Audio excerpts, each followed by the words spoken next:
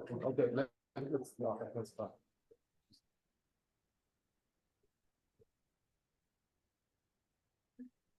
Okay, so good afternoon. Before we start the session, I repeat the sequence of the speakers. We are going to start with Peter van der Heijden. Then we are going to move to Hubertus Weyer. Then to Professor Isaac Frumin. Then Nuno is number 4. And I will be number 5, whatever time, I will have here. Since I'm here, it will be more convenient for me. So we have started the recording. I would like to welcome you to the 22nd MEITAL National Conference that happens every year here in Rabin Center in Israel. The topics of the conference are mainly focused in education, pedagogies, and technologies. So this is what we are trying to cover in this international track. The international track happens every year with the framework of this MEITAL conference. MEITAL is the Inter-Computational Center that serves all the Israeli universities here in Israel, offering, tools, technology tools, and he tries to organize and support the training of professors and students, regarding new technologies applied in higher education. So it's a great pleasure that my name is Kostas, and I'm pretty sure that we have met each other, and it's a nice gathering between friends and people that we are sharing a vision for a more inclusive, more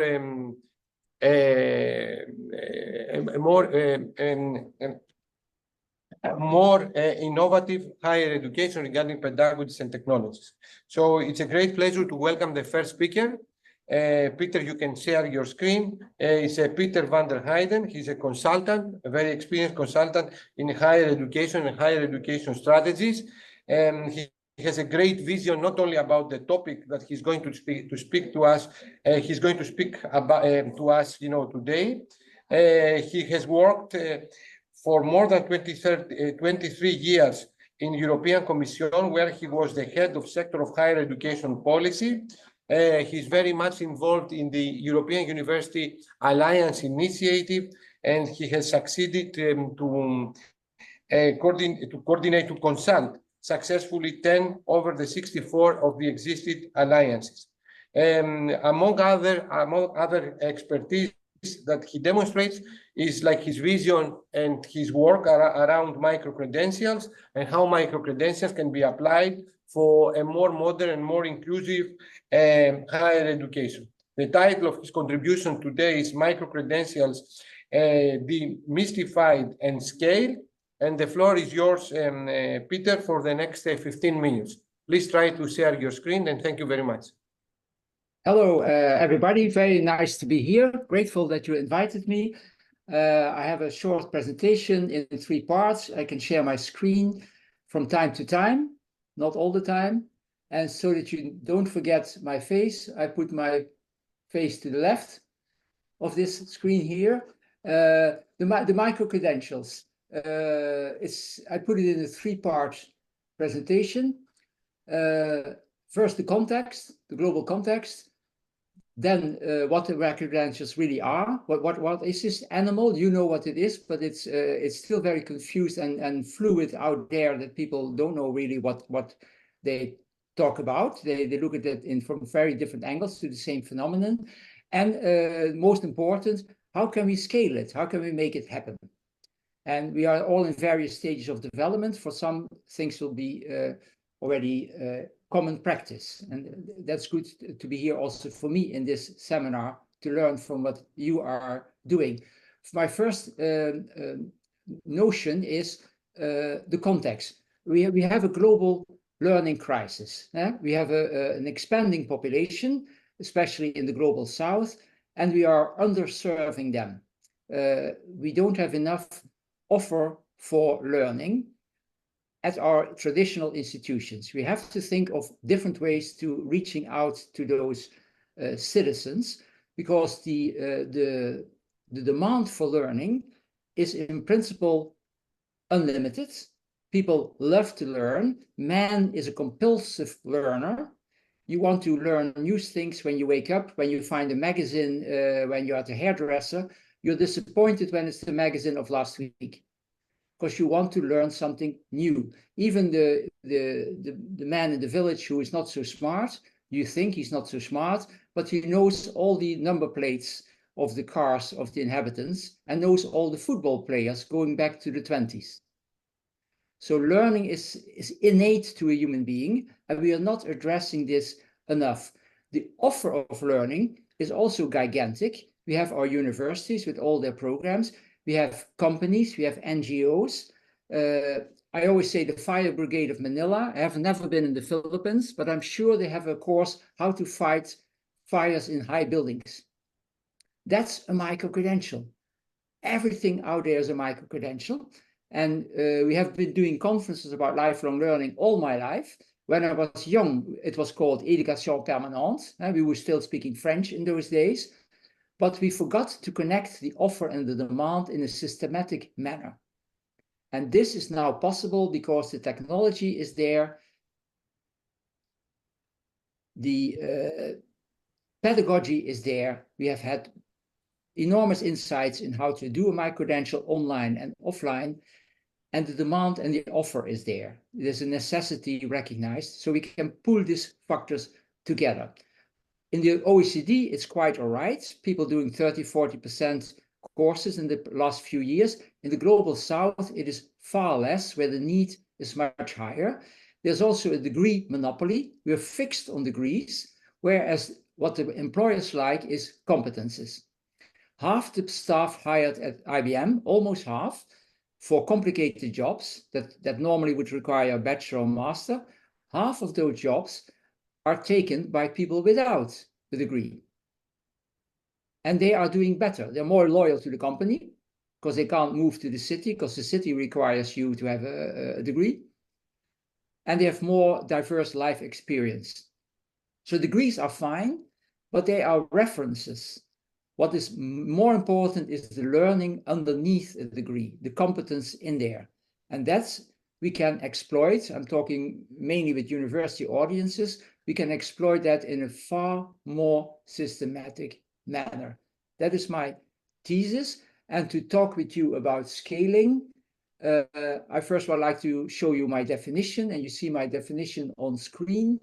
A micro-credential, what is it? It is basically a small volume of competences. I know something, I can do something. That's a competence. And it's not comparable to a full professional profile or a career. It's a segment. It's a small part. And this is competences. You can call it qualification. And you obtain those qualifications. How? Well, through life. I learned English, French, and German from television. Through work, on the job. And you can also, guess what? You can also acquire competences through a course. That's called study. But I put study last, which always shocks my university audiences. I put study last. Most learning, the biggest chunk of the learning in your life is from your family, from your friends, from your television, reading, music, walking around, sports, work. I learned most of the things I know from my colleagues, looking to them, listening to them. And yes, the occasional course. That is important to keep that hierarchy in mind and to realize that a micro-credential is not a course. A micro-credential is a certified volume of competences. So it's like a piece of paper. And people have difficulty with that. They think it's about modules, it's about courses. No, modules and courses are a source of learning that leads you to this certificate. But if you look at in comparison to the bachelor and the master, it's very much the same. Because a bachelor is 3 years of study, some countries 4 years. It is also a piece of paper. It's a certificate. Same for the master. It's 1 or 2 years. It's also a certificate, a qualification.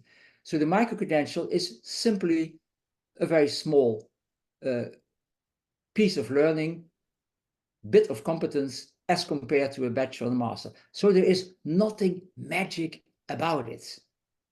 And that's an issue, I don't know in your country, but in the EU generally, universities and also clubs of universities, alliances, they think that a micro-credential is something new.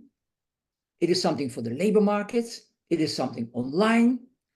Well, it doesn't need to be new. It doesn't need to be for the labor market. It doesn't need to be online or offline.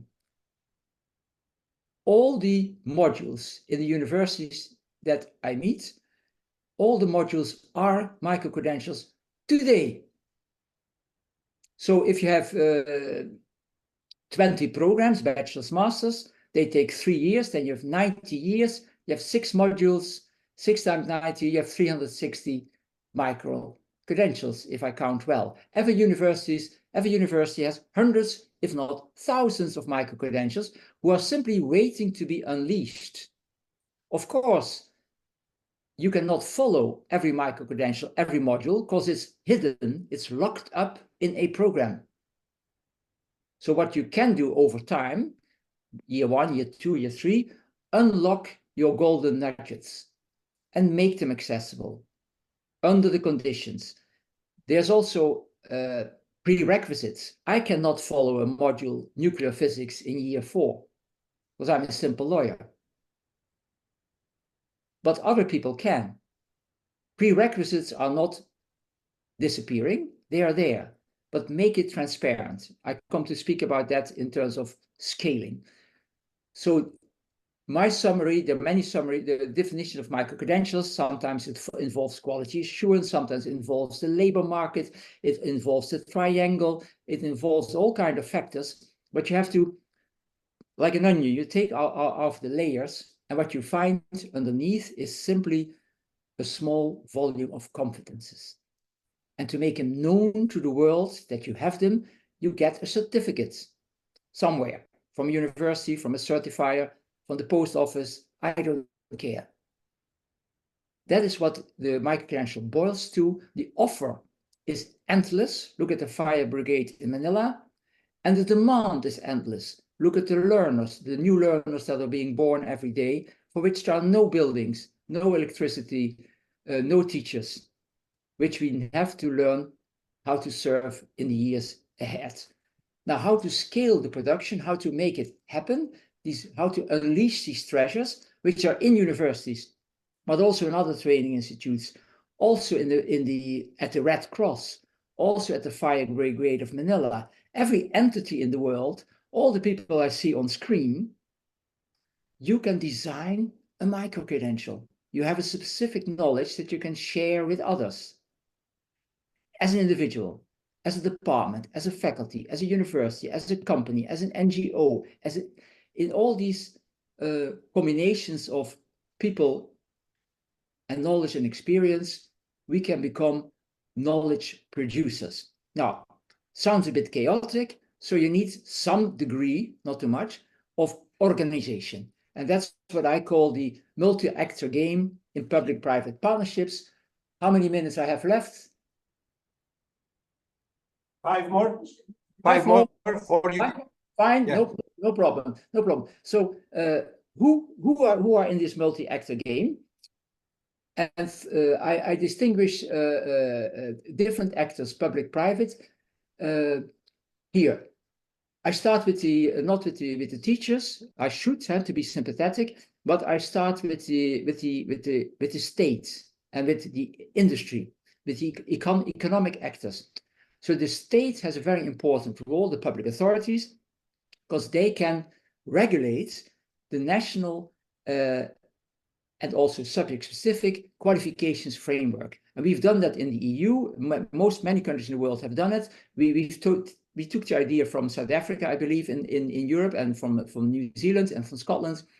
The national framework describes the levels from primary to secondary, bachelor, master, doctorate, and a generic description of the competence. What can a bachelor do? What can a master do? The learning outcomes, the skills. And this has been taken up by groups of academics. There's a project called Tuning, which have described the bachelor and the master for a specific field, like nursing or law or physics. And these are references for you. If you want to design your own course, you go to the national framework, you look at the European framework, you look at the subject-specific. And they're all in tune, let me reassure you. They're all in tune, and they help you as a provider to situate your piece of competences and piece of learning and certificate and test if you're a tester. The nice thing of this phenomenon, these qualification framework, is that they provide context reference. You can slot in all the learning in the qualifications framework, which makes your learning production, consumption extremely readable. Employers have a role to do. They can advise the designers. They can even help to fund. Trade unions can plead for more learning. In the media, we can make it popular. We can have a soap, a TV series on learning. What is important in the exercise is that you have the framework. That's what I just described, the learning outcomes at the various levels, that you have some money to follow a course. That is called individual learning account. And with individual learning account, in France, every citizen has 500 euros and can buy a course that matches a qualification. And how many qualifications are there in the course, in the list in France? 30,000 and growing. So that's a role to play as a state to set the rules of the game, as companies to fund your workers, as individuals to buy or to follow a course, the state or your grandmother to put money on your individual learning accounts. Now, where can I find the micro-credentials? Because we can talk about it till we fall over. You need transparency. So there are platforms like the MOOC platforms that you know. There are all kinds of registers. And these registers, it sounds bureaucratic, but the French have a register of qualifications, introduction to French, introduction to artificial intelligence, introduction to bookkeeping. That's a register of competences, of qualifications. Behind every qualification, there are courses. In Marseille, you have one course for this, one course for that, public, private, online in another country. And those are courses that are approved by the state, by the providers, by the companies. So these registers are extremely important, where you can find, as you know this phenomenon, your wallet, you can find where are my courses, what are the qualifications that I've acquired already, what course that I have will give me a credit waiver. So universities should be transparent about the courses they offer, the short courses, the modules, the micro-credentials, the qualifications. They should be transparent about what they recognize. If you are transparent about what you recognize, you can picture as a learner your study path. So transparency is extremely important in the scaling of micro-credentials. And for this, you need course catalogs, but also catalogs of reliable providers, accredited institutions. You need list of testers, reliable testers. And if you have this in place, and you can build it gradually. You can start I was talking to the government of Jamaica. You can start with 3 universities, 3 qualifications, 3 providers, 3 testers, 3 learners, and double this number every 2nd week. In the backstage, you have quality assurance, you have admission officers, but they should have an arm's length approach. They can also set some rules. They can advise universities and other providers how to be qualitative, but they should not assess and accredit every individual micro-credential, in my view. Actors, now more to be on stage, so not the back office. You have, of course, the learners, all ages and backgrounds. You have the testers. The tester can be the university, but can also be someone else. Why should it be the university? In Germany, you have the Staatsexamen. The university doesn't do the exam for lawyers and doctors, for example. You have the awarders. Who awards a micro-credential to the learner so he or she can put it in the wallet? It can be university. It can be a professional body. It can be the state. It can be others. Hence the importance of these registers, where you can find all this stuff.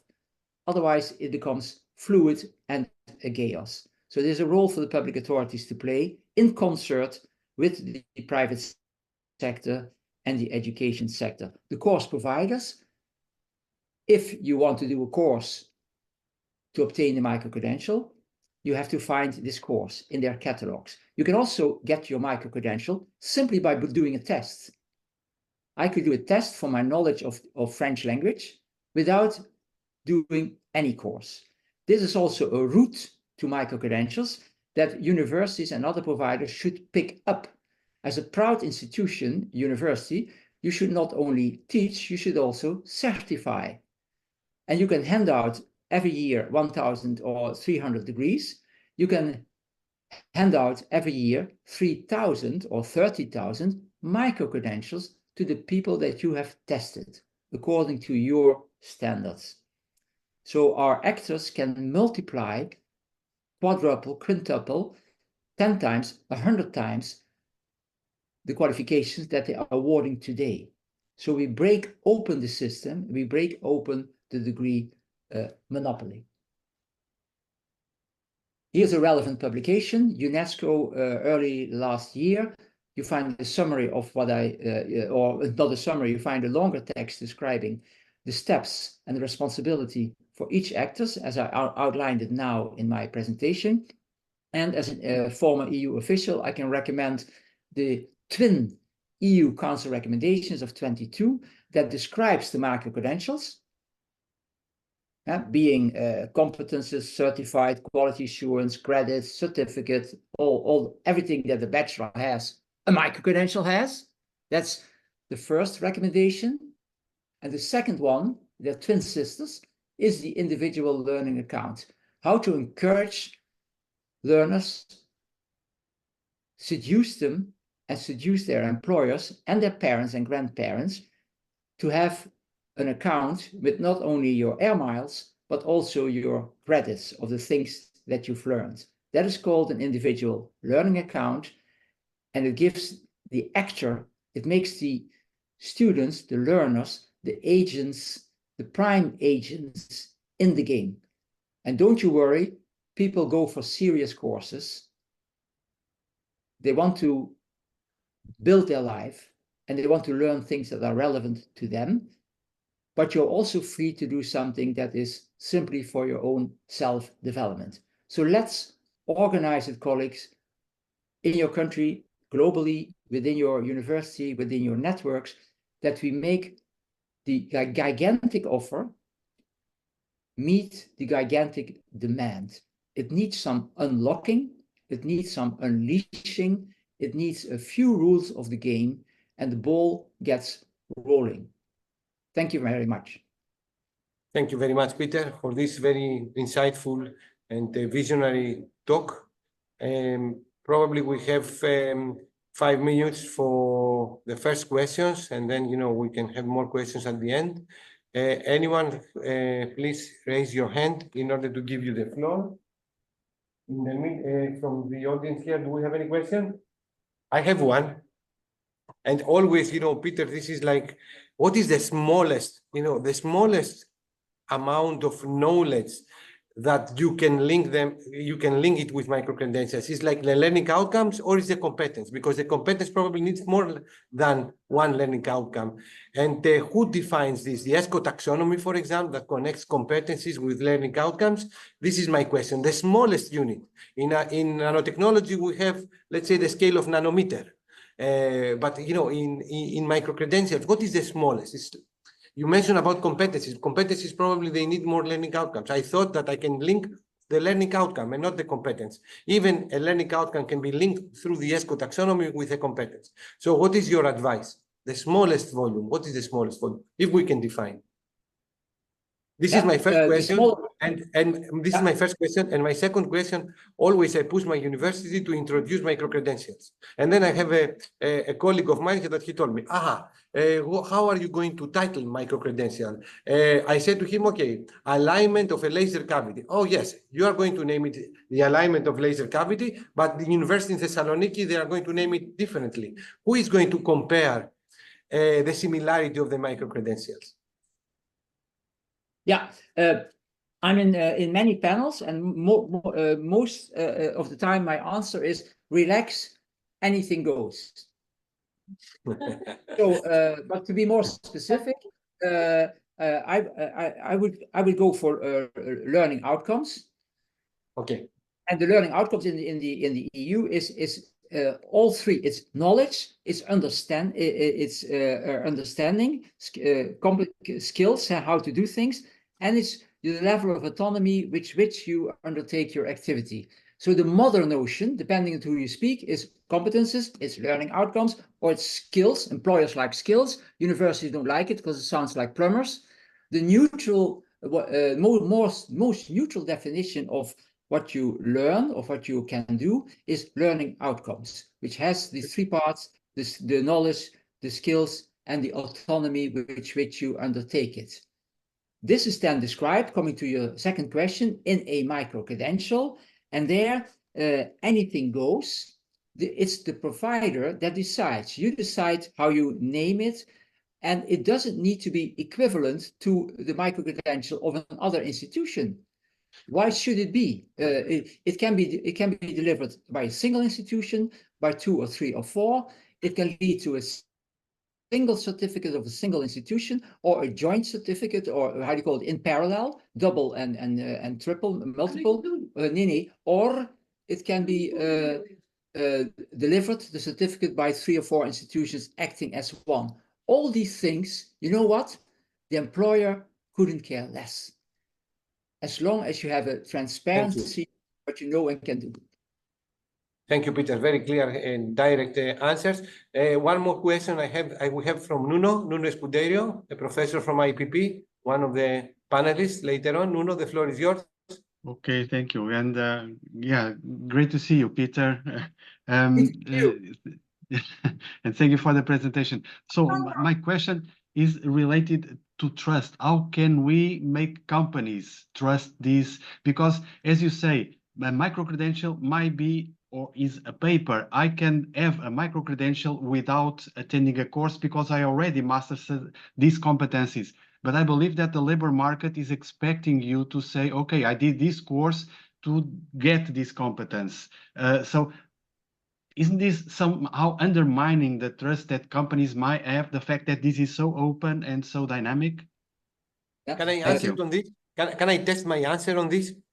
Because sure. I was thinking of this. I think, Nuno, that we should engage the companies in the quality assurance step. If you are going to include them in the quality assurance step, they are going to trust, because it's going to be their own, under their own condition. But this is my answer because I was thinking of this. Peter is the expert, not me. Peter. Okay, yeah, well, great to see you, Nuno. The answer is, we have the Olympics now in Paris, so let's look to what the French have done. They have this registre de compétences, certificat professionnel. That's a list of qualifications, not courses, qualifications. Introduction to artificial intelligence, introduction to Old Greek, introduction to accounting. And it's a qualification. So it's like this. It's a very short piece of paper. It describes what the person who has this competences, what he or she knows and can do. So it's very clear, very transparent. And this text, I have it in my hand, is agreed by the state, employers associations, experts, and providers. So it's a tripartite. So it has a very high trust from the employers, from the organization of providers, and from the state. And it's on the internet. It's called France Compétences. And now I live in Marseille. I want to do introduction to accounting. and I click on this qualification, says, yes, I would like to have that qualification. And then I click on courses, and I see that in my city, there's a public institution, a private, there's a company, there's an online course in Porto.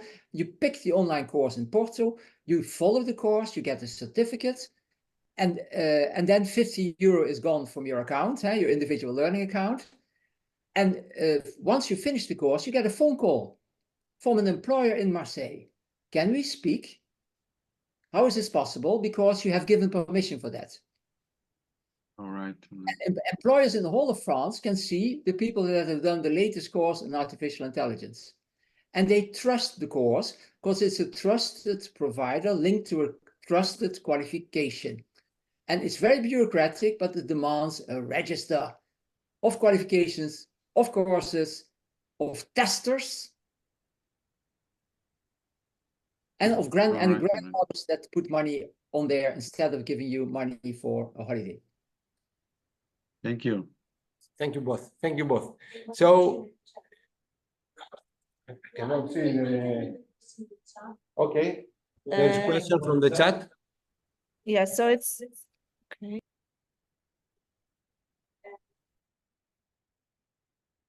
I don't. Can you read out what the question you want to be answered? I mute myself. The question from the chat. Yeah. Doesn't work. Let me see the question from the chat. Okay, sorry for typing my questions for the sake of point. What is the difference between a lifelong courses or university offers a number of them and micro-credential? My answer is anything goes. Relax. So everything that comes out of your mouth as a teacher leads to knowledge and learning. And the big misunderstandings. One myth is my credential about lifelong learning. Not true. Well, true. No, but they mean it's continuing education. So after my university, I need a course. No, the module that you get in year 1 in your undergraduate, the first module you get, Introduction to Dutch Law, I did a long time ago, was a micro-credential. When Socrates was talking at Agora with his pupils in Athens about the stars or about the nature of the elements, Plato, Socrates, Aristoteles, when they were talking at the forum, at the Agora in Athens, they were producing micro-credentials. Excellent. Excellent. I like the way that we, as a Greeks, we saw the way so many years before. I will keep it. And thank you very much, Peter, for this talk. Let's move to the next speaker. The next speaker demonstrates for me a similar characteristics with Nuno. With Nuno, I introduced to Nuno very well during, a fire bomb alarm in the airport of Warsaw. But the next speaker, I met him very well in a conference in the University of León, but we met and we introduced a little bit better during, the train, to take the train from León to Madrid. So I would like to welcome Hubertus Weyer from Wiesbaden Business School in Germany. He's a coordinator of the Business, English and Communication section. He's a previous spokesperson in the German steel industry. His research topics include innovative constructivist teaching and learning methods, the intersection between communication and teaching, motivation and leadership, applied linguistics. He's very active, I will say very active in the virtual exchanges and the establishment and launching of a joint, not joint, because a COIL is a joint by its definition, collaborative online international learnings. And today he's going to talk to us about collaboration on all levels, COILs and co-teaching as a novel approaches in internationalization, subject-specific teaching and learning, as well as future skills. So Hubertus, the floor is yours. You can share your screen in order to start. You have 15 minutes. I hope Hubertus Here we go. here. Yes. Thank you very much. You scared me. Thank you very much for this very kind introduction, Kostas. I really appreciate it. And I would also like to thank everybody for inviting me to this conference. I love the relaxed and open communicative atmosphere. let me kind of tell you what I'm going to talk about in the next 15 minutes. I have quite a few slides, but don't worry, it's a story that I can break down and share with you. Basically, well, I'm teaching at Wiesbaden Business School in Germany. It's located right in the middle of Germany, close to Frankfurt am Main. It's a department, basically a business department of the University of Applied Sciences. Our department has some 2,500 students. The university as a whole has 12,000, maybe 13,000 students. And Kostas already mentioned that I kind of come from two worlds. I worked in the steel industry for some time, for a number of years, but basically I'm a trained linguist. And you can see that I worked in various places. Now, I'm presenting this talk that's beginning with collaboration on all levels, collaboration on all levels. And we heard from Peter before that basically we live in a time when education needs to change. The book that you're seeing here, Creating the University of the Future, has a sentence in its foreword saying current concepts of higher education do not confront the pressing challenges of our societies. And I wrote down a few factors that we can all think of, uncertain future, VUCA, artificial intelligence, more and more digitalization, globalization. In Germany right now, we're experiencing a renegotiation of the service and the manufacturing industries. There's a transition to renewable energies. Diversity has been becoming more important politically and economically. So there are lots of factors that call for a change in our educational system.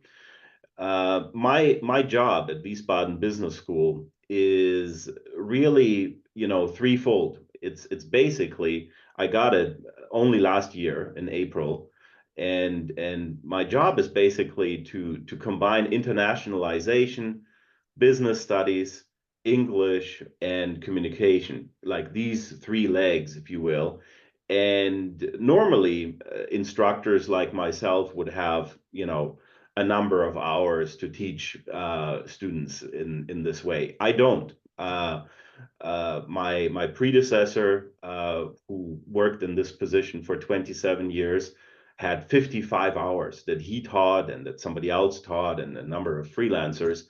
I have only 8 hours that are integrated into degree programs. So we have only 8 regular standalone classes, conventional classes, as we all know them. And the big question is, how can I integrate with my colleagues from other subject areas and teach differently? It was very clear to me when I saw this situation that, well, it's not an easy situation, but also a big opportunity to implement new things that normally are never or rarely implemented. And so I had this one class that's called Intercultural Communication, Intercultural Management, and I integrated a COIL into that. You can see my current cohort. We only finished teaching last week, so talking to you is almost a spontaneous thing for me today. So I integrated a COIL into this class to test things a little bit. This is another group from a year ago that was the first COIL, large scale COIL that I did. And this class consists of basically a lecture, and it's not necessarily, only a lecture. I would call it a seminar style type of lecture. There is a writing and presentation workshop attached to this, because some of our students will, still need to work on sort of their traditional English studies, their writing skills, their presentation skills, that kind of thing. And then there is a COIL attached to the class. So it's a very large class. And maybe you're wondering, what objectives am I pursuing in this class? Well, first of all, hands-on experience of working in an international team. I put together, and you will see the faces in a moment, 3 universities together with Wiesbaden Business School, another German university, and 2 universities of Poland. And basically, these 4 universities, have students work in each group, and students from each university have to work together, so that it's actually a challenging situation. Everything needs to be done in English. Everything needs to be done digitally, which is, a reality in today's economy. It's an application of theoretical skills. Some of the students that participate in the COIL may come from engineering, some from the natural sciences, some from business studies. My students would come from marketing, leadership, finance, accounting, that kind of thing. One specific goal that I try to teach my students a lot is self-perception, being more aware of yourself and perception of others, of course. And then everybody needs to participate in a large scale international presentation where the final project is presented. And then the ultimate goal, that's very, very much at the bottom now, is really developing reflective capabilities. Reflective as opposed to only reproductive capabilities. How many exams did I have to give to my students where I had to, in some way or another, have them reproduce knowledge, or maybe they discussed things, but the discussion was very predictable, and reflective capabilities, supersede these old limitations. And a COIL is a perfect method to do that. Basically, what I'm talking about here is future skills. I took, a definition here from this book, Creating the University of the Future. It's related to the individuals. You saw that a little bit in the objectives. It's related to the subject. You saw that in the objectives as well. And of course, it's related to collaboration and co-creation. This is, and it's so fitting that Peter was speaking before me. This is a certificate that my collaborators and me issue to our students. It's a micro-credential in a way. And students are very, very much interested in attaining this certificate, because it makes their application documents look better. It's an unusual, interesting extra, let's put it like this. And so it's an incentive for my students, and some of my collaborators actually grade the final presentation that students give. I don't, but I do a reflective oral exam with them, and then they can talk about their experiences during the COIL. Now, the existing COIL that I have is basically what you see on this map. It's between Wiesbaden, another university, TU Freiburg, near Dresden in Germany, and then Silesian University of Technology and Łódź University in Poland. So it's 4 universities, quite a few students. We would have typically 10 groups consisting of 5 to 10 students, and about 5 students, finish per group. So 10 times 5 students. These are my collaborators, just so that you've seen them. Let me give you more of an impression how this is carried out. We work with Padlets.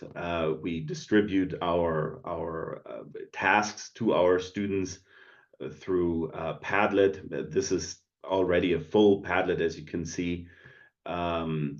People have to work through tasks. They have to meet deadlines. They meet on Zoom. They work synchronously and asynchronously. This slide gives you a little bit of an impression of one group that presented only on June 21st. Only a few weeks back. They talked about, I think, hydrogen mobility, and you can see very well that really students of all 4 institutions worked together. I surveyed them, and I'll show you some of that data, but I heard from some of these students, in fact, that they had disagreements, and they resolved these disagreements. And that's, of course, one of the skills that I want them to learn, that they basically work toward a solution and resolve their differences. Just a week ago, somebody who participated in the COIL posted the certificate on LinkedIn, and I saw that by accident, and the student was very happy, a student of chemical engineering, in fact, and he was saying that the COIL helped him improve maybe his English skills a little bit, but also this experience of collaboration. We surveyed our students not only through course evaluations, but through a specific survey. And this is a question about what our students would recommend to the next cohort. And you can see lots of interesting words like group project, large project, speak directly, fun project, or active, people's behavior. Somebody said scared. Yes, people have to overcome hurdles in themselves to do this. It's part of the developmental process. I'm particularly interested in questions 5 and 6 that you see here. These two questions talk a lot about whether students want us as instructors to intervene. I don't want to do that because I think it is intended that people resolve their differences independently, but we have a value, and this value is kind of in the middle, and it changed between the two COILs, between the COIL of 2023 and the COIL that we did in 2024, and it went up a little bit. So in that regard, the COIL wasn't as successful as I was hoping, but it wasn't a problem or anything. But what I'm kind of showing you here is that we can measure certain learning outcomes and the progress that our students make. We can do that qualitatively, but also quantitatively, and that's what I'm relating here. Overall, how do we achieve these learning outcomes? Well, we're moving from basically objectivist teaching to constructivist teaching, and that's the same as saying you have a hierarchical style in your company, and then you want to implement something that's more like an agile style or a lean management kind of style, that kind of thing, more like self-organizing teams. So I instruct my students in lean management. I practice conflictual situations with them. It helps them develop their speaking skills, their writing skills, but also their communicative skills, and it introduces them to a management approach. So this class is multifaceted in many ways. And then if you do that, I introduce them to communicative models like this 4 sides model, and it makes people much more aware of the cause and effect, or the impact of oral and written communication in a corporate context. Of course, part of that is also intercultural communication. I include standard topics like high context and low context communication, and basically combine that in these exercises, and it raises awareness on the part of my students regarding intercultural communication as well. And beside the lecture and the sort of in-class exercises that we do this semester, I was able to integrate 5 international guest lectures. This one in particular, this is a friend of mine from San Diego. This one was extremely effective for my students because he related his own professional experience with colleagues and other professionals from India, and he described the differences in international teamwork very well. This lecture stuck, and I know that my students will be talking about this guest lecture in their oral exams a lot. Now, you might be wondering, are COILs really effective? In June, I attended a conference in Poland. You can see quite a few of the conference participants.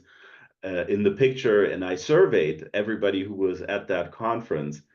And like this first question was, what type of teaching style do people prefer? Objectivist teaching, constructivist teaching, or a mixture? And interestingly, nobody said objectivist teaching. Everybody erred on the side of constructivist teaching or a mixture of both. And overall, if we look at these questions, the result is that this group that I surveyed here felt that COILs are very effective. In fact, if you had to mix, objectivist and constructivist teaching, they would always err on the side of constructivist teaching predominantly. And I'm personally working toward a somewhat more evolved approach to COILs, and that is taking COILs out of this corner of only being for intercultural communication, which they are, and they're very effective in that. But COILs can also be helpful as an alternative teaching and learning method in other subject areas, including accounting. I wouldn't mind doing, a COIL in accounting or logistics or maybe math or chemistry. And the survey shows that people, the group that I surveyed, that they think this is possible. Now, Kostas, how am I doing on time?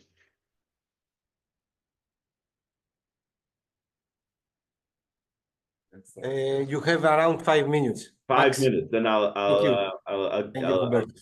take you into another subject that's related to this overhaul that we're kind of seeing at Wiesbaden Business School. So the introduction of COILs is one major measure. The other big measure that we're taking is co-teaching, and it's very new at this stage for Wiesbaden Business School. Last semester, we had our first 2 classes in co-teaching. I'll talk about the 2 classes in a moment. And of course, there is a possibility next semester to combine a co-teaching class with a COIL. So what's the objective of co-teaching? Well, it's a relevant alternative to the standalone classes, the classes that I don't have anymore. It's an opportunity to integrate subject-specific knowledge and future skills, as I laid that out in my discussion of COILs. It's for us in Germany, it's a possibility to teach bilingually. Sometimes that's helpful. Last semester, we tried English only and English and German as a combination, but it could be English and French, English and Spanish, that kind of thing. It's and I can back that up with qualitative data.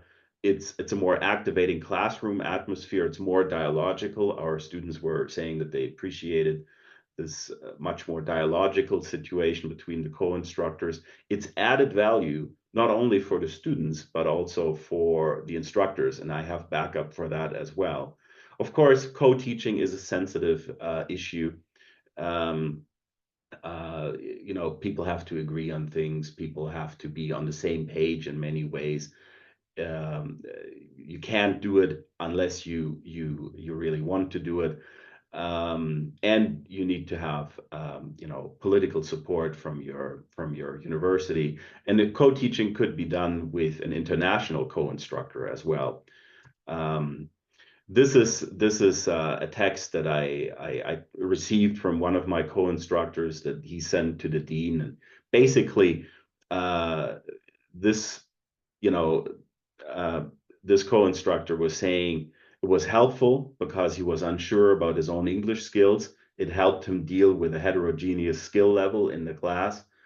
He thought co-teaching is something like we divide a class.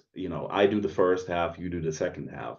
So he mentioned that co-teaching is significantly superior to sequential teaching. We tried both modes last semester a little bit, and the co-teaching mode was very effective, while the sequential mode was what we've known all along, and it wasn't .new or .effective. And to this co-instructor of mine, the idea of added value came out really well. So we're going to expand and continue this co-teaching class next semester. And then I did another class about basically human resources and leadership. And here you can see students' voices, and the students are basically saying it was refreshing, it was unusual. They described this class as a really interesting class, and the third person is saying that they would have liked to have more content from my side. I think my co-instructor dominated a little bit, but it was also in my mind, a very effective co-teaching situation. Now, what's the outlook for the situation at Wiesbaden Business School? Next semester, we're planning to do 2 or 3 coils. And I wrote this down. I'm using a writing tablet as for a change here. 2 or 3 coils next semester, and 4 co-teaching classes. So we're expanding in both ways. And let me come back to what I was talking at the very beginning: collaboration on all levels. We create a situation where there's collaboration, international collaboration on the level of the students, and there's collaboration between instructors. And this is now a very linked and intertwined situation. And that's a big change to the traditional approach, teaching and learning, that we've had in this institution before. You can quickly take a look at my sources, at the most relevant literature that I've been working with so far. And of course, I'd be happy to share that.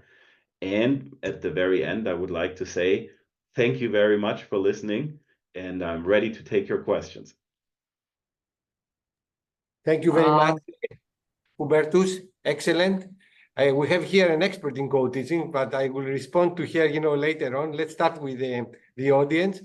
Peter, the question is yours, and then we will move, with the help of Elena, to the questions through the chat. But first, Peter. Peter, the floor is yours. You need to unmute. You need to unmute yourself. You need to unmute yourself. Yeah, thank you, Hubert. Very encouraging. My first question would be, when can I register for this course? We're open. You can register. I'd be happy to integrate you into one of my classes. I'm doing critical communication, a new format, next semester, and the more established intercultural communication, intercultural management class. So I'd be happy to have you in my classes. But no, that's great. But that leads me to the second related question: how scalable is this? Because it sounds fascinating, but labor intensive. Huh? It's just like joint degrees, fascinating, but you reach 1% of 1% of students by like right. What do you think? A coil, in my mind, counts for a class. So if you teach a class and then integrate another coil into it, like my dean has agreed to give me 1 or 2 hours for doing the coil. So I'm compensated for doing the coil.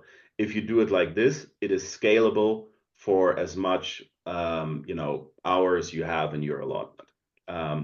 Okay, so you transform your existing offer. Yes. By making it coil. Right.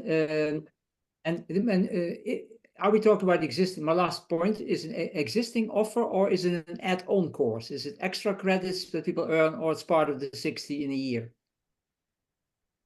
I can speak to that. Right now, I'm working on integrating the coils into our module descriptions. Next semester, the coil will, in one class that's called critical communication, will be part of the regular credit. In this other class that I showed you today was an add-on, because I needed to, sort of start the political conversation. Yeah, but interesting. The goal is to have it integrated as a regular teaching and also exam format. Danke.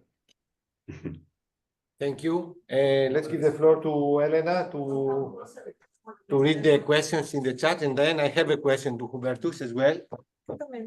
So the question here, the last question is, what is COIL? I can answer it. COIL is collaborative online international learning, or another way to describe virtual exchanges. Maybe, Hubertus, you can also take a look in the chat and see which question, because you've got pretty few Oh, boy. questions here. Maybe you want to pick your Yeah. favorite. Okay, Um, I'll begin. There's I'll no begin with favorite question. the There are first one. too How many. old? You How should old are my? answer all of them, you know, on time.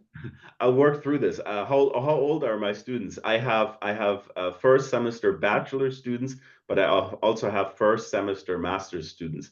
So they could be early 20s or mid to late 20s.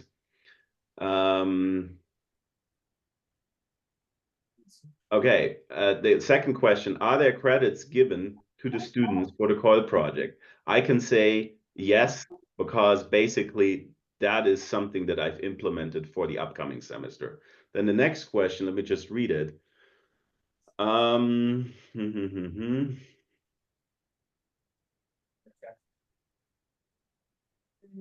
It's a little bit complicated. That's a long question. Let me do that later. What is COIL? Well, their definitions for COIL. It's basically a collaboration of students and instructors from geographically removed institutions, and it has to be at least two. I think that's one of the definitions that exists.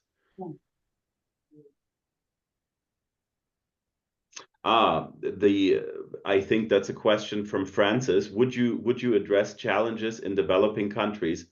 Yes, I don't think we have had that situation yet too much, but yes, of course, I think that's very important.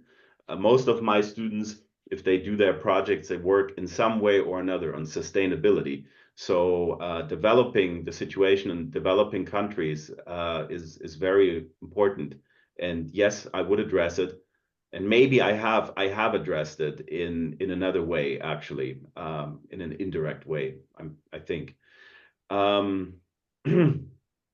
Yeah, thank you, Professor. This is Shalini from Okay. India, where we met at with the Salesian. We were there, and you are talking about developing countries, and we have certain projects to address, and it is good that we will go on with it, and we can have COIL, and since you have shown interest, and also about the credits, you have answered it. Yes, of course.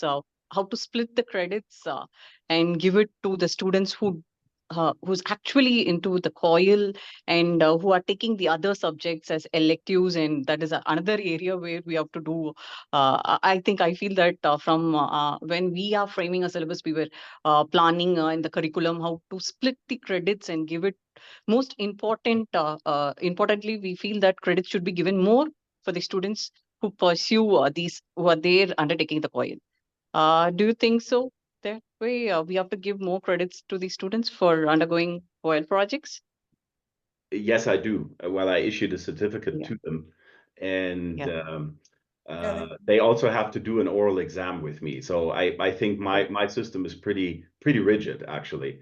But this is like a very technical question, and it takes a long time to really find an answer that fits to you on how you want to do it. So since we're in touch anyway, I would suggest that we meet sometime and discuss various ways of grading. Yeah, Hubertus, we have one more Thank question you. from Thank you. Okay. No, you can unmute yourself and ask, please. Okay, thank you very much. Thank you, Hubertus, for your presentation. Very briefly, you mentioned that you got a reduction of 2 teaching hours to prepare a COIL course. Is this the university do this for anyone who wants to transform a course into a COIL course? Are there restrictions? How do we convince your colleagues to do the same and move in this direction? I'm in the process of doing that. In November, I'm planning on doing an internal workshop, maybe with a few international guests who I'm going to invite. And I don't think we're at that stage yet where a significant number of other colleagues want to do that, but I'm working toward that. So the whole project is in its infancy, really. Okay, thank you very much. That is an extra time in order to coordinate the various topics, the various things. Thank you. Let me check if I have any question myself. I have a comment, Hubertus, that we face it during the accreditation of a joint master degree in under Mundus. I mean, regarding the learning outcomes, you show to us a certificate that you demonstrate what the students they have learned. However, I mean, if you would like this to be checked by a quality assurance, like agency, in order to be more transferable for the students that they have participated, the terminology should be specific. So I suspect that you report to cycle 1 course, bachelor. So I think that the way that you have described the learning outcomes should be more adapted to and aligned to Bologna process and the expressions that the quality assurance agencies they recognize in order the students to be able to use it easier. This is my I agree, and this is only a first version of the certificate, and there is a lot of work to be done. And there is one more question from the audience here. Please pass. About the future of education. When we talk about here, hi, my name is Sami. I'm from the Western Galilee College. So following up what Costa said, I would say you started your presentation with the name of the book, The Future of Education. And I think it's more about the future of learning rather than teaching, because our emphasis is mostly on the learner. It's learner-centered. Right. And as to the learning outcomes, I think our emphasis is going, we're putting more emphasis on what the students can do with what they learn rather than what they have learned. It's doing something with what they have learned. At the end of the call, student will be able to. That's how I would define the learning outcomes. Okay. Thank you. Thank you for that. Thank you. Thank you very much. Hubertus also will be with us in October in the Erasmus Days, and I will keep your idea to invite people. I think that this is a good recipe. People that they are planning and they are executing and they have a plan about micro-credentials, people that they are in COIL, to come to have a network. And, these experts to travel around the university in order to convince more people, to implement. Because in my opinion, I think that this is one of the futures of the higher education for various reasons. So thank you very much, Hubertus. And let's move now to Professor Dr. Isaac Frumin from the Constructor University in Bremen, in Germany. A few things about the speaker. He is the head of the Observatory of Higher Education Innovations in Constructor University in Bremen. His research includes higher education in post-socialist countries. His work has received more than 3,000 citations, and his age index is 27. The title of his contribution is Managed and Organic Diffusion of Generative AI in Higher Education in Search of Balance. I think as a tool, this presentation matches very well with the title of the international track that we have, which is Virtual Internationalization, Pedagogies and Tools. So the floor is to Isaac. Isaac, are you with us? Yes, thank you. Thank you very much, I have only one issue. It's not critical, but I cannot show, for some reasons, I cannot demonstrate the presentation. Is it possible to show it from I have your it. side? I think I have it. I have it here, and I will share my screen. Okay, and I will just comment and tell you there are only 10 slides, so we can move quickly. Let me maybe start. Again, our university is quite strange, small English-speaking university in Germany. In fact, it's it's second private university in Germany and first English-speaking university in Germany. And just tell me, you can see the screen now? Yes, okay. I see. I will follow your voice and I will change the transparency. Okay, thank you. So just, a few words. this university was it's very young. It was established, it was opened in 2001, and in Bremen as International University of Bremen. Unfortunately, this model of private research-intensive university is very difficult to survive. So the university had to find a big sponsor, and in 2006 it became Jacobs University Bremen, because Jacobs Foundation gave a huge grant and provided continuous support for the university. In recent years, after the pandemic, the Jacobs Foundation decided to stop the university support of the university, and we got a new major donor, Serge Bell from Singapore, and he established also a constructor technology company, which is a kind of sister company. He's entrepreneur in IT. He is a founder and owner of a few really big companies in cybersecurity. And so why I'm telling this, just to stress that we work together with relatively big technology company and it shouldn't benefit just our university. We want to learn more about EdTech market, current trends of technologies, and how they influence higher education. And this is why we started now a big study on what happens with generative AI in higher education. And the next slide, please. And we found that most of the second slide, please. Yeah. That most our efforts are concentrated in the area that we call managed adoption or top-down adoption. And in this case, we are talking about university policies or government policies. For example, we see new recommendations of European Commission on AI, where, for example, universities are not recommended to use a recognition of emotion of a learner for improving the results. It's prohibited practice.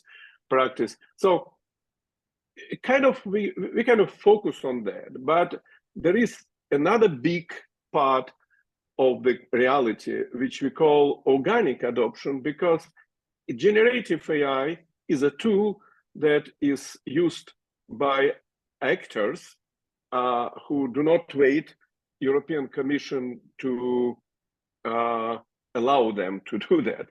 I mean, students, researchers, teachers, and university managers. So the next slide, please.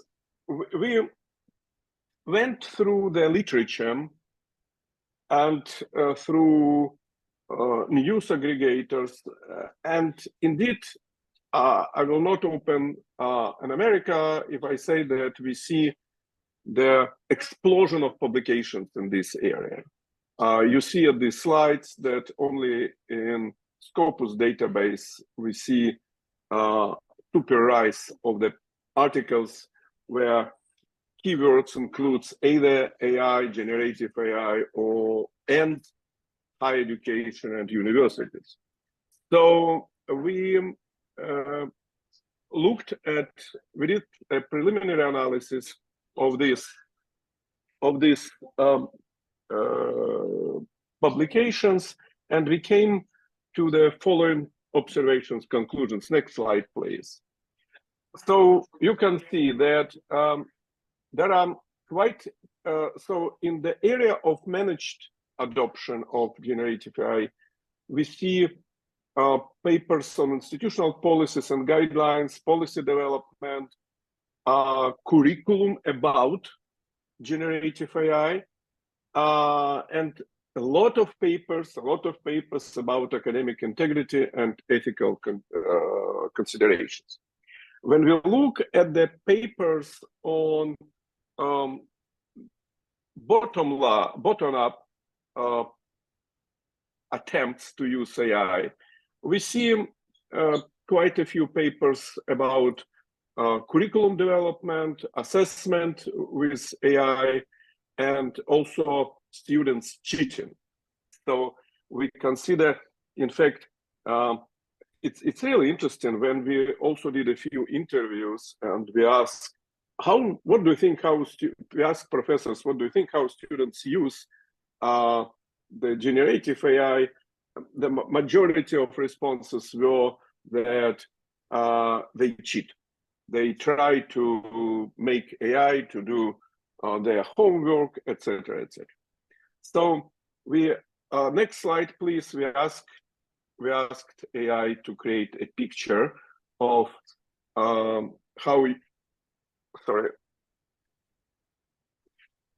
higher education institutions see this situation, and you can see that professors are scared.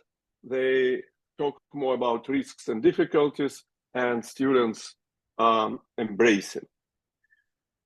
So again, when we look not just to the topics, but onto the practical recommendations from different studies. Next slide, please. We can find that the recommendations are to develop institutional policies and guidelines, focus on ethics, etc., and also active curriculum integration of knowledge to develop skills and knowledge in area of machine learning. If we look at the studies about organic adoption, what people do, except besides cheating, there are quite a few recommendations that we need to develop new tool, new skill, which are commonly called prompt engineering, and we have to develop the ability to self-directed learn. So, frankly speaking, we see a big disbalance between managed. So most studies of institutional policies do not really pay attention to this organic adoption. They consider these initiatives by individual faculty, individual researchers, individual students, individual staff members as something that disturb the picture. So yeah, it's normal. I have been a dean, so I do remember that I wanted everyone to use the same communication tool. But in light of rapid growth and changes of technologies, this position looks as a weak position, I think. So let me go to the last slides. And so what we recommend, next slide, please, is to look at when we even talk about policies, not to concentrate on ethics and integrity, even it's extremely important, but cheating is not the only things that happens at universities. We think that we need to study the potential for training specific professional skills among faculty and research. We need to do comprehensive comparative studies, because between universities, between countries, between types of universities, and obviously we need to, it's extremely difficult, but we need to find some empirical evidence that what works and what doesn't. And if we are speaking about organic adoption, we think that there is a big need in longitudinal studies. Longitudinal, not in sense that we need something to study 50 years, but kind of continuous monitoring studies. It would be, in fact, we plan to start it in September, and we want to have a small group of students, and we will interview them every 3 months on how do they use different generative AI tools, not just in their classroom activities, but broader. We want to understand what skills they need, etc. And that's a second point. Yeah, we all agree that prompt engineering is an important, as some people call it, new literacy. But we think that there is something more.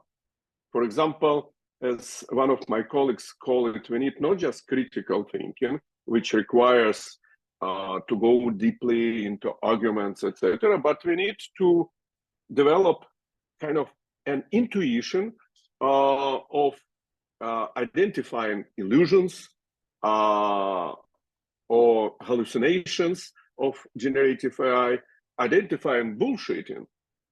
And and then we have to think how to develop these new skills.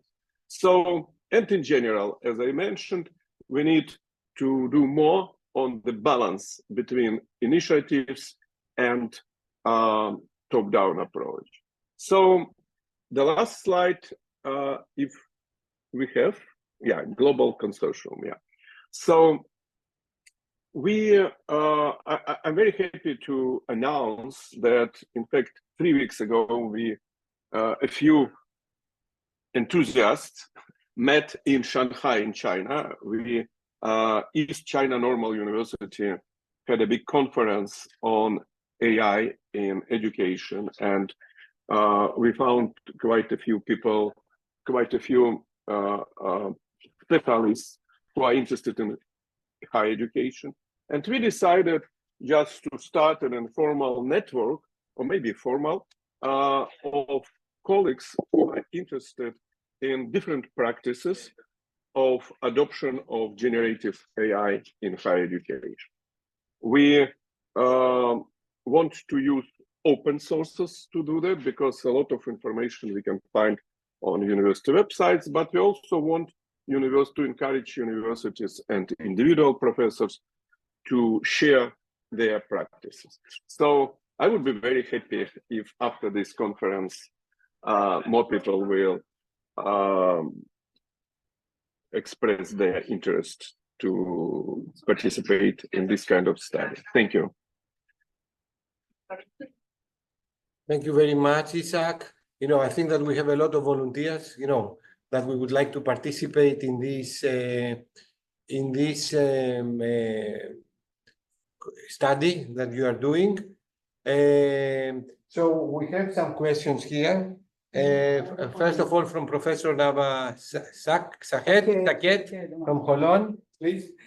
Hi, I'm Dr. Nava Saket from Holon, Institute of Technology.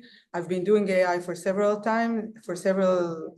months and decades, I can say that, but generative AI only lately.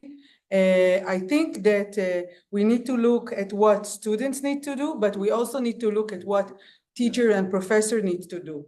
Meaning the change will come when the professors will use generative AI themselves and be proficient in it and show by example and lead by example. Only then the students will adapt and the students will not be afraid. The problem is with the institutional decisions and the efforts that needs to be put into changing the curriculum and changing the way we teach. So I can share with you that I'm teaching this week every day a workshop on technology, and I'm using only generative AI tools for the students, and I allow them, not forbid, I allow them to use anything they want as long as they are accountable and responsible for what they are saying.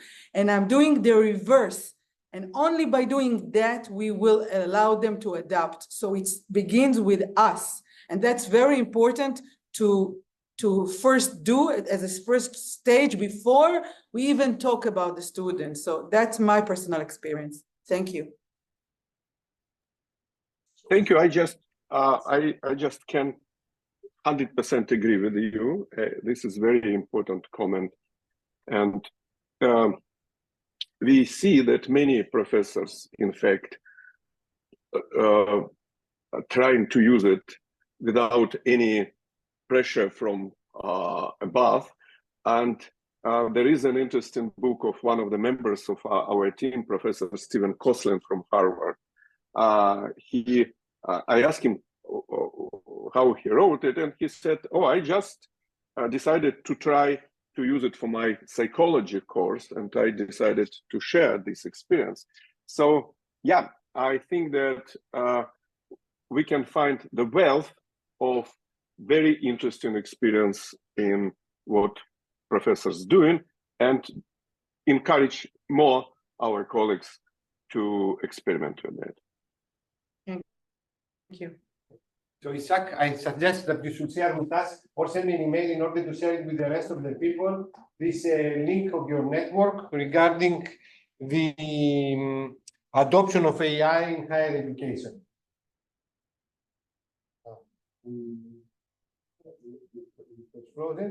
So I think that now it's time to move to the next speaker, with Nuno Escudeiro, Professor Nuno Escudeiro, a great colleague of ours.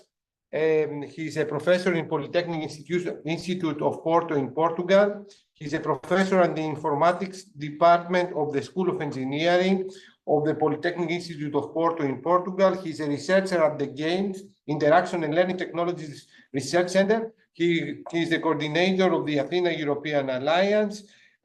His research topics include engineering, education, machine learning. He's very active academic regarding education and research through Erasmus and beyond Erasmus. And actually, he's the leader and the inspirator of the Blended Ed, the gateway for global higher education in the digital age, a blended intensive program, a blended course, even before the blended intensive programs introduced through Erasmus to all of us. So Nuno, the floor is yours. Please share your screen in order to guide us, through your experience. Yeah, I have 40 minutes. Okay, thank you very much, Kostas. You don't have 40 minutes, Nuno, you have 15 minutes, plus 5. Okay, very good. I'll do it as it. Okay, let's move. So thank you very much for the invitation and for this opportunity to share with you all what we have been doing in this module, in this pedagogical model, or in this course. So I'll go very briefly through. In fact, I'm just going to fly over some contextualization and then describe what we are doing in the course and let you know a little bit about the history of this that is already 15 years long. So blended mobility now is finally being really acknowledged by the under the Erasmus program. So I'm not going to bother you with the definitions that you all are very much aware of, I am sure. I would like just to go through a vision or a way of looking at these things. So when we talk about blended education, we may be talking about many different things. In particularly, what I would like to discuss with you is focus on blended mobility, and in particular on a specific type of blended mobility. The blended mobility where the blend is coming from the type of mobility that you are using. So I'm going to talk about this blended course that we have, which is a course that is combining physical mobility, where the students and the professors and the teachers are face-to-face, with virtual mobilities that are done at a distance. And I would say that one of the main added value, one of the most interesting features of this model of combining mobilities is the fact that by combining, we leverage and we take advantage of the advantages of each one of them. Virtual mobility, it was yeah, we all have used this during the COVID years, and it got a boost because we were forced to that, but it lacks face-to-face activities.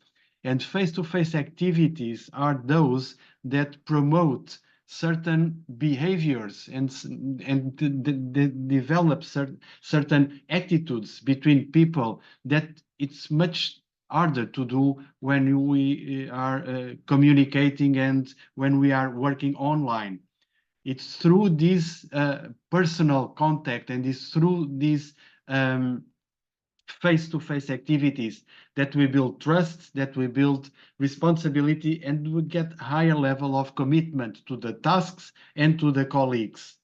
But physical mobility has a few barriers that we are all aware of.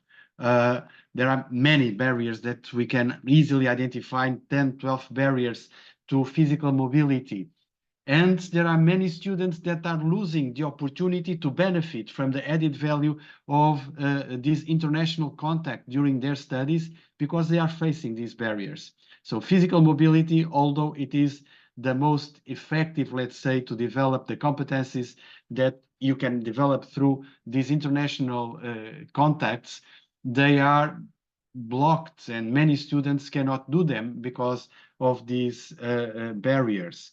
And that's where blended mobility comes in, because blended mobility is an approach that you can overcome all these barriers and yet benefit from the benefits that you get from the physical mobility, to get a better sense of trust in your teammates, responsibility and commitment for the task and for the colleagues. And this is where the magic happens, because when you have these activities with these two face-to-face, you can overcome all this and get the best of both ways. The way we are doing this in this blended course is overcoming and is fixing all these issues. The main motivations that brought us to develop this way of teaching in 2008, so it's 15 years now that we are running. We are going to start the 15th edition of the course next year. We realize, and again, I believe this is consensual to all of us, project internship activities are a booster of the students' employability. It's through these activities that the students usually in the final semesters of their course that they have a chance to put into practice the technical skills they have acquired, and this environment develops soft skills in them that are very much harder to develop in traditional classrooms.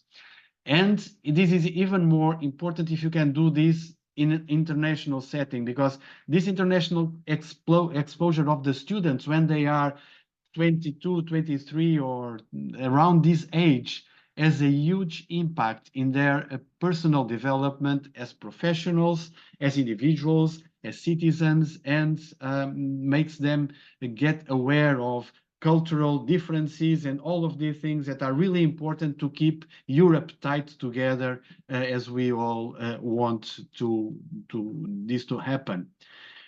Then again, we have all these barriers that are preventing many students from doing so. And blended mobility overcomes all of these. And it was a kind of a surprise for us. It's also an eco-friendly approach. So this is green education when you compare this to traditional Erasmus mobility. We did a survey a few years ago, and we have requested former Erasmus students, and we asked them how many times do they travel home during their Erasmus mobility. So we got more than 600 students from 47 countries, and we reached to the conclusion that a standard Erasmus mobility is, in a standard Erasmus mobility, students travel back home on average 2.5 times, and with the model that we are using, with the course that we are using, they travel 70% of this. So we get, in fact, a reduction of 30% in the carbon footprint with this model. So this was kind of a surprise. We are mainly addressing all these barriers, and it was very nice to see that this is also a way of doing green education and a way of moving forward to sustainable education as we are all chasing for.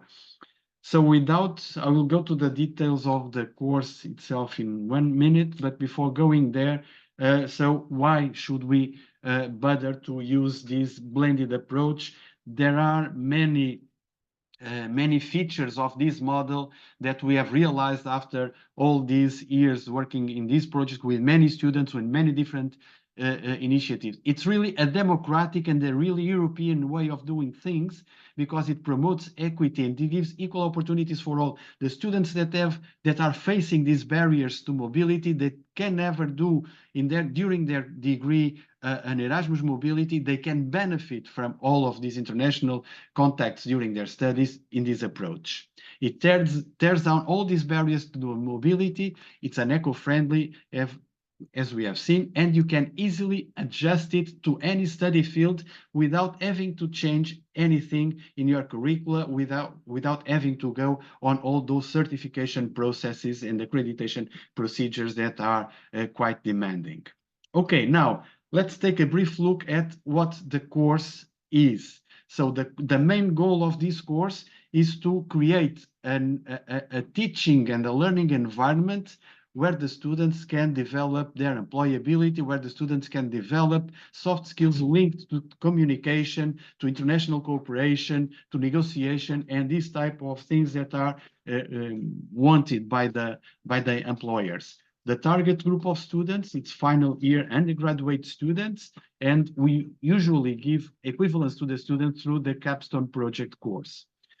What we do, we select the students for a given challenge. At this stage, we get challenges from companies that are there to be solved, and we can deliver these companies a proof of concept in the time frame of 4 months, which is a semester.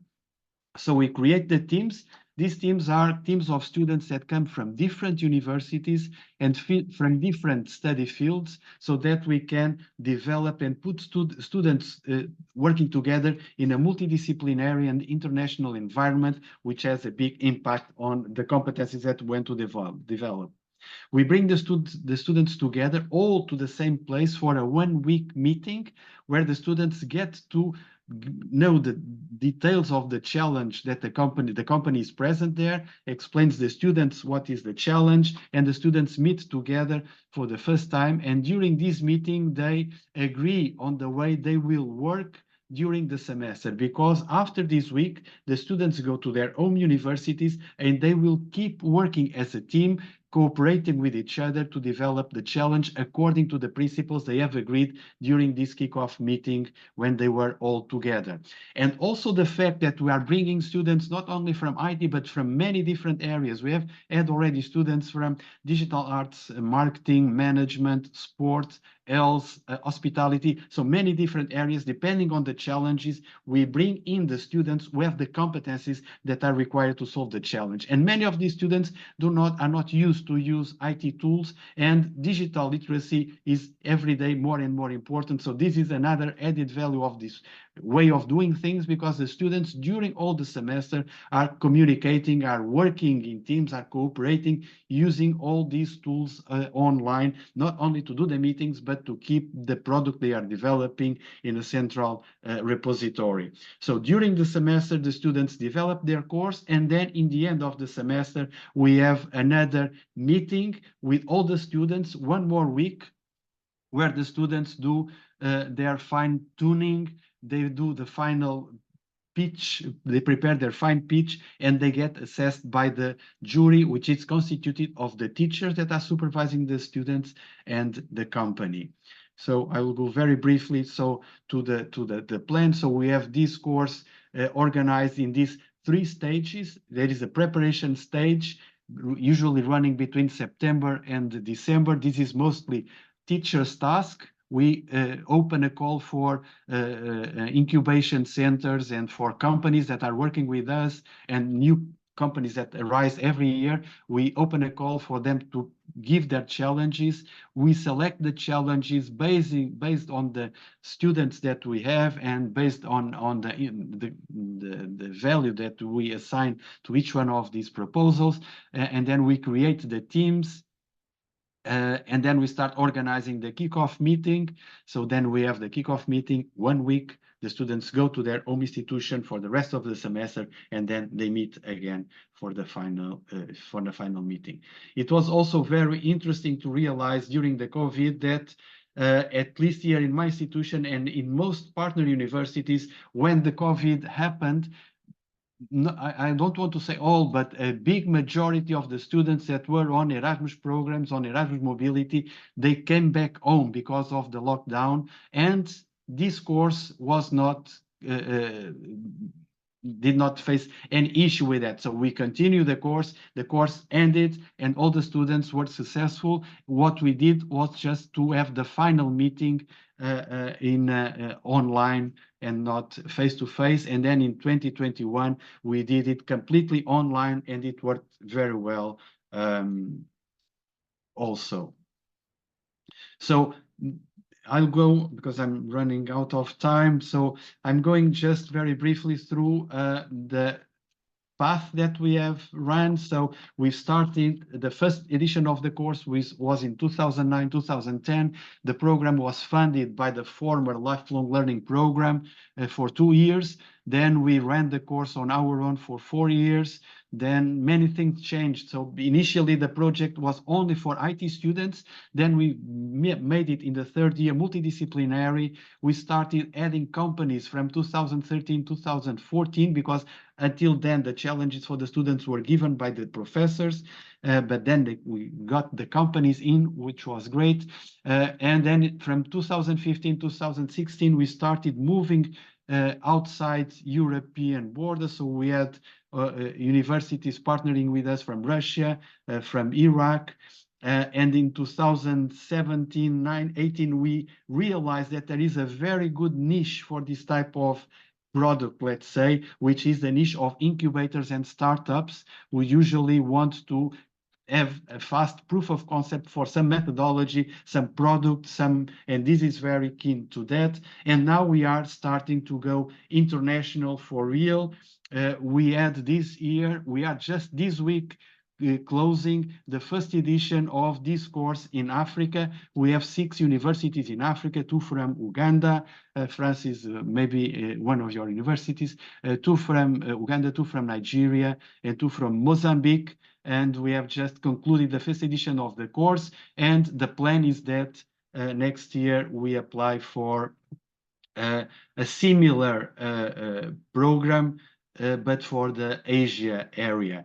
The big ambition that we have is to have a pool of 60 universities, and that there is a platform where the companies propose their challenges, and the students from these partner universities apply to the project, to the challenge they like most. And we do not know in advance who will be part, which students will be part in each team.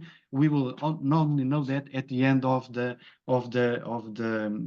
call for students. That's why, and so the big ambition is not to have one course in Europe and one course in Africa. It's to have one course that runs worldwide and that gets students from all the continents. Now we started moving to Africa, as I just told you. Next year we plan to start to move to Asia and to start creating this group of organizations to build this worldwide course distributed in all the continents. We have tools for all of these coming from all these years. Currently, we have a consortium of 23 universities, and we have resources. You can find videos. There is a Wikipedia page on blended mobility that was developed by the group of people working with us under one of the Erasmus projects. We have books, and we will be very pleased to have new universities joining us. The consortium is completely open. So if you find this interesting and you want to know more, or if you want to join, we'll be very pleased to have you on board. Thank you very much for listening.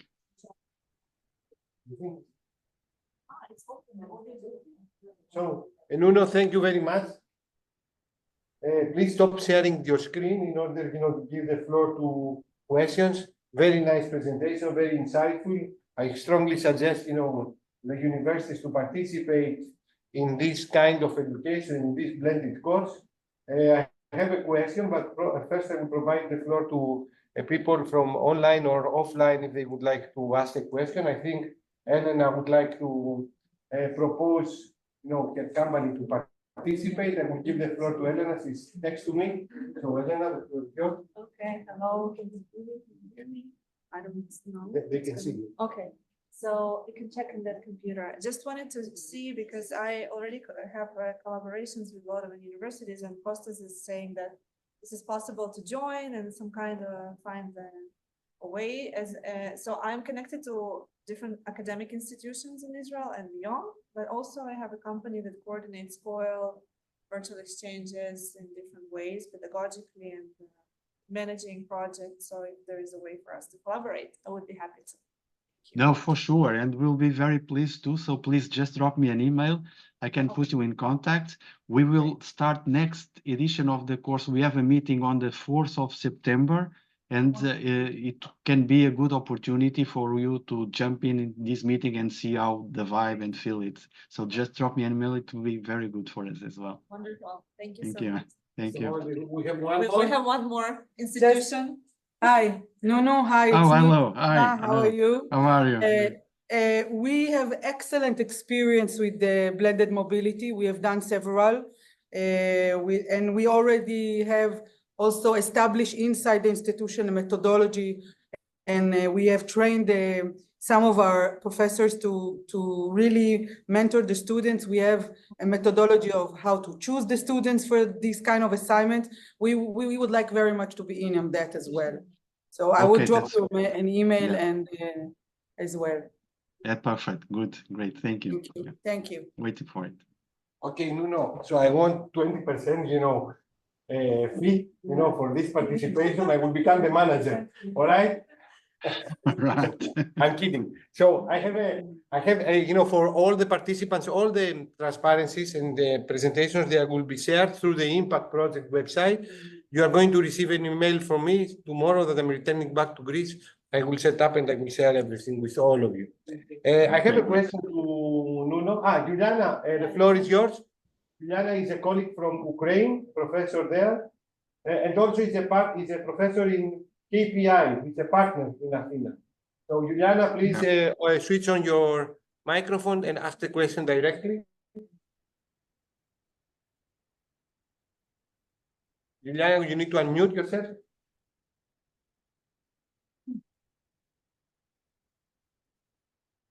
Okay, I cannot see a reaction.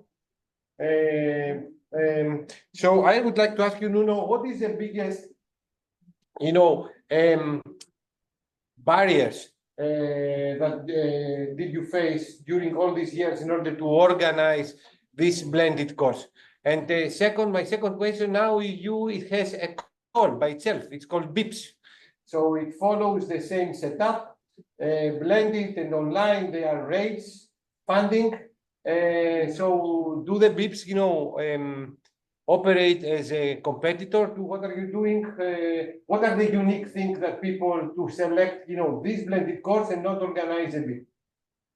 Well, you can, in fact, we are using BIP to fund some of the mobilities of the students. So it's not competition, it's cooperation with this.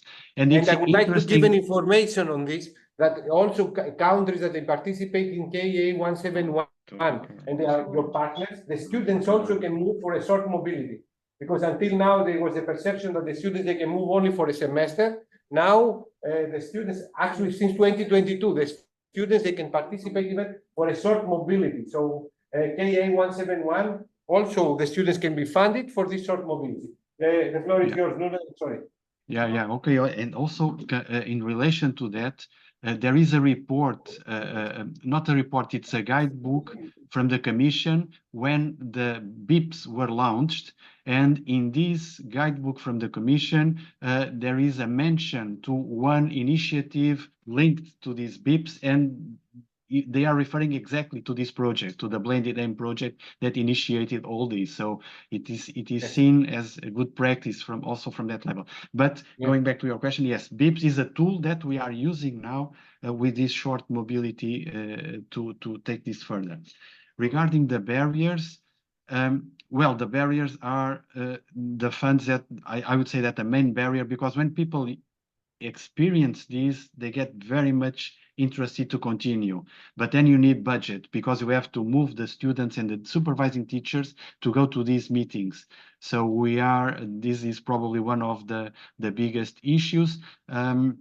We started using projects from grants. When you do not have grants, we have to find other solutions, either from the universities or other ways. What we are doing for the last 4 years, we are asking the companies for which we develop a challenge to pay a fee.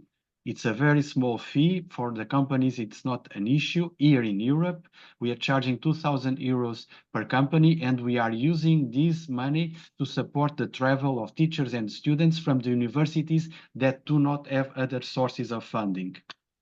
But we are using this also as a BIP. But of course, this depends a lot on the geography, because you cannot think of asking companies to pay 2,000 euros if you are in Africa, for instance. We are there now, we are discussing this exactly with our partners, and it's a bit difficult, so we are trying to find other solutions there. Okay, thank you very much, Nuno, for these insights. I will say that another tip in order to continue this, because I totally believe that this should be also recognized among the mobility numbers of the universities, either is virtual exchanges or BIPs that they contain the mobility, the physical that counts. I think that, what we should do as universities, and I think that you have already started, is like to write this how do we call it, manifesto, how the virtual mobility should be recognized. And as universities, even, a number of universities, we should develop a policy that we start to report these numbers. And in the future, I'm pretty sure that the national agencies, they will recognize this and they will count the virtual mobilities. And Nuno, what is the biggest challenge? This 50% of mobilities that cannot be achieved with physical ones. That's true. The fact is that, neither the national agencies, not at the European level, the several contacts we have done for this to be recognized as an indicator of the international power of the university is not being achieved. But we are working on that, and it will be very good to have more people on board for this manifesto, as you mentioned. Thank you. So, excellent. So at this moment, I think that we should stop. We are half an hour late. Presentation about impact, you are going to follow it in the Erasmus Days 2024. And I would like to thank all the friends, because all of you are friends. You are first friends, and then colleagues, and then visionaries. So I would like to thank you all of you for the support of your presentation. There are a lot of excitement among the audience about your presentations and your insights. And I think that we can do more things, in the future, in the close future, not in the future. Like we say in Greece, avreo. I mean, this is close avreo. I would like to thank you and be safe. And I will say also, whatever you have presented, particularly the blended, the micro-credentials, the virtual exchanges, are very important also to address challenges that we face, like wars and the disasters that they happen. And I think this is one more motivation in order to be more inclusive and have a civic engagement footprint as a universities. I think that, this shows the importance of your work. Thank you very much. Have a nice night and speak to you soon. Thank you. Bye. Bye. Thank you. Bye. Thank you. Thank you very much. Bye.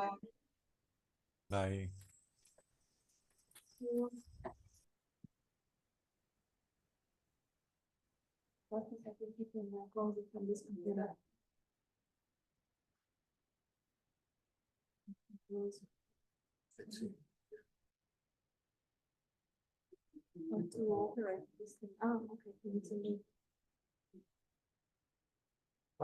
Bye, Peter.